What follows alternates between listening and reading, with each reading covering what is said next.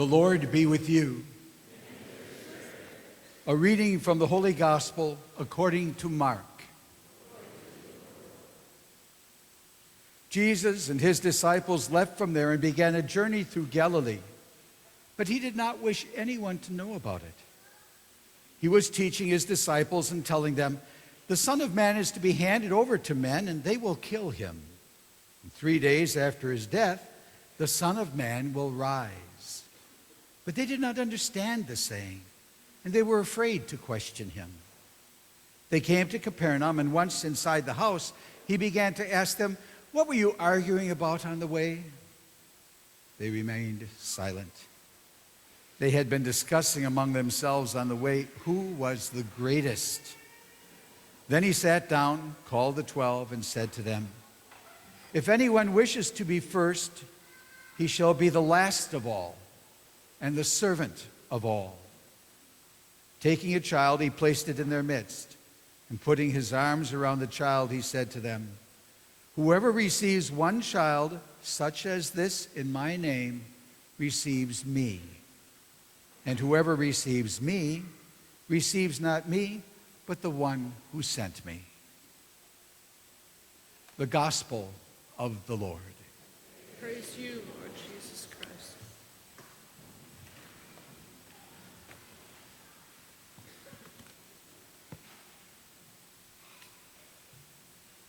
The other day I was watching TV, and this guy says, "Let's give props for the singers." I said, "What do you mean? What do you mean give props for the singers?" So I decided to look it up, because if you don't know it, go to your iPad and get definitions. So I got definitions, found out there were 4 of them. First one was the one I thought about. That's something that holds up somebody else. I don't know how it's going to hold up the singer. And I didn't know what giving props was then. And there's things like they use during movies or plays. They have the stage props, books, guns, knives, whatever, chairs, the whole bit. Then I thought about the propeller for my airplane. That was a prop. And I wasn't going to give that prop to anybody. That stays on the airplane. That goes nowhere else. And I found the 4th definition. It is respect for a person. I hadn't known that. I don't know, I must have lost something in translation down through the years. Then I thought, well, now I understood what they said. Give up props for our singer. Give respect. Clap for them. Do something like that.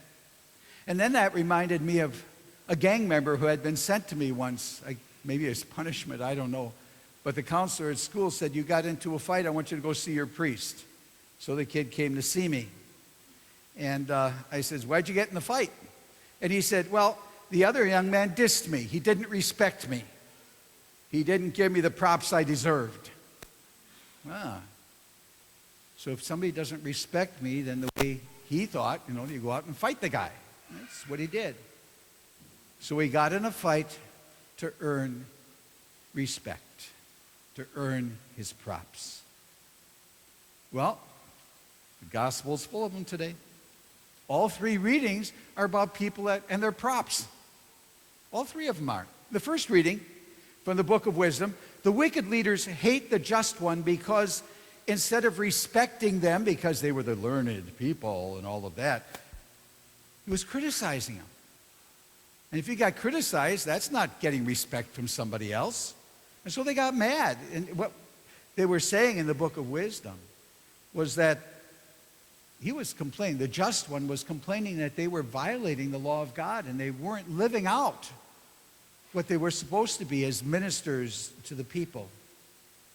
They weren't getting their expected props as leaders of the people, so they got ticked off and they got mad at that and they were going to go out and kill him. And that's eventually what did happen to Jesus. That's why Jesus is talking about in the gospel today about the people that are planning to kill him. But not only were the bad guys, in a sense, doing that, his own disciples were worried about the same old thing. Who is going to be the greatest? I want to sit alongside of Jesus when we get there. When he comes in his kingdom, I want to be his right-hand man. Maybe we all want our props, I don't know. Jesus' answer to this was really a tour de force. Because Jesus turns right around and he grabs this little child and he says, "You guys got it all wrong. In effect, he says, if you want props, if you want to be respected, if you want to be great, take care of a child. And what you're supposed to do when you hear that, and all you parents know this, that caring for a child means going through yucky stuff. I had a baptism yesterday of a 1-month-old child. The church smelled not only of incense. And before they left, they had to change the diaper. Because that's love, isn't it? That's reaching out. That's what Jesus is saying. If you want to be great, if you want your props, don't worry about what people are saying about you. Reach out to love. James got the message in the second reading today too, that true wisdom, he says, is pure, peaceful, compliant, full of mercy and good fruit, without inconsistency and insincerity. We gain our props, we gain our respect by how we live our lives in the manner James describes in that letter. We are Christians, and our basic attitude of our relationship with other people must be that of Jesus. His way, the way of service. The Christianity and our props are not a popularity contest, but rather it's a contest of service. Can we outdo one another in love and caring for others? And I was looking around for an example, and I found one. His name is Pope Francis. He was one of the youngest ever to be made provincial of his area. The Jesuits divide the world up into provinces. They're the largest religious order in the Catholic Church. And they divide their area into provinces, and the head guy in each of the areas, and this was the province of Argentina, headquartered in Buenos Aires, where at that time Father Bergoglio was named the provincial. He was one of the youngest ever. He was 38 years old when he was made provincial. And then when he got done, after 6 years, they move you to another job. And usually you get moved down, and this is a very typical way the Jesuits work. If you're a big person, your next job is a little person. They do that purposely, so that nobody thinks that it's me all the time. But that didn't happen to Bergoglio. He was made head of the training for the Jesuits, which was a very important job. And he was known as a severe leader. He was demanding of the Jesuits under him that they better toe the mark. And if they didn't do the things right, they were doing the dishes. That's what he would do with them. He was tough as nails. And there were always repercussions for failures. But that got into the community. And it sort of made a division in the community. And so in 1990, he was sent to Cordoba, 500 miles away from Buenos Aires, second largest city in Argentina. But his job was to hear confessions. That's it. No more, nothing else. He saw it as an exile. A lot of his friends thought he was being exiled also. He went into what we would call a dark night of the soul. He spent a lot of time in prayer. I was trying to count up the number of hours when I read all this, and he was doing 3 hours of prayer a day. Otherwise, he would just sit in his room, unless he was able to help around the house. He would sit in his room waiting for the buzzer to ring and then go to the front door and hear the confession of whoever passed by. That's how they ran it there. He spent his other time there doing housework, preparing meals, folding laundry, and he changed the soiled sheets of sick and elderly Jesuits. He cared for his brothers who were incontinent, his brothers who were old and infirm. And he took care of them. It wasn't easy.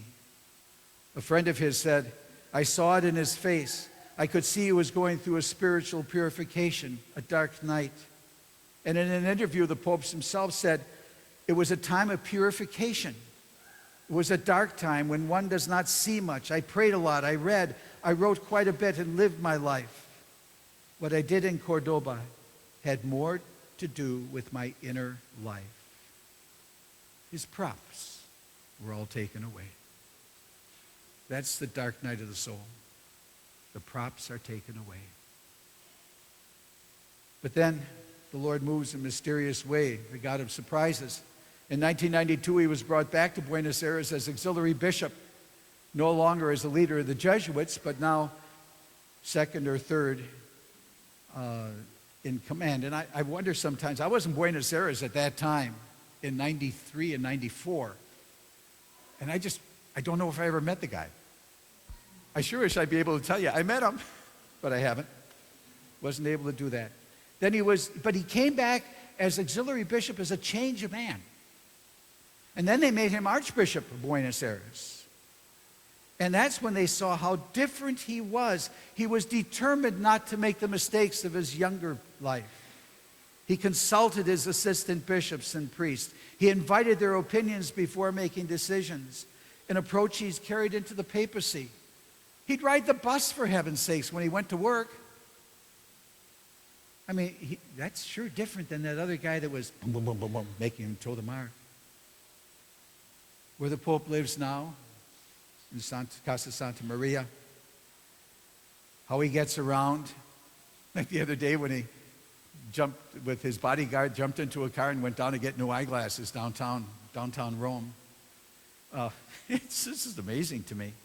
But that all grows out of what he learned. And above all, the thing that comes through the loudest from Cordoba is his insistence on mercy. That he himself received God's mercy in this time of darkness. And because he did that, he's able to share that mercy with others. And so the bottom line today is that our props are not to be found in what others think of us. Our props are not found in how people clap for us and cheer for us and say, what a great guy you are. No. Our props are only found in God. That's what Francis teaches. Only in God. There's a prayer Mother Teresa once wrote for her sisters, but I think it applies to us. Here's what she said. People are also often unreasonable, irrational, and self-centered. Forgive them anyway. If you are kind, people may accuse you of selfish, ulterior motives. Be kind anyway. If you are successful, you will win some unfaithful friends and some genuine enemies. Succeed anyway. If you are honest and sincere, people may deceive you. Be honest and sincere anyway. What you spend years creating, others could destroy overnight. Create anyway. If you find serenity and happiness, some may be jealous of you. Be happy anyway. The good you do today will often be forgotten. Do good anyway. In the final analysis, it's between you and God. It was never between you and them anyway. How true that is. Watch the Pope's visit. If you can get there, get there. If not, EWTN has it. Channel 1212 has it. That's the one I watched this morning. Remember, what you see and what he says is the outgrowth of his very personal experience of having no props except the Lord. No props except the Lord. And then when it comes to your life, remember, it's got to be the same with us. What counts most is where we are with our God. And that we serve, that we love like he served us. He took a little child. He placed that child in their midst and said, whatever you do to a child, you do to me. That is love. And that's really what we're all about. Amen. Now,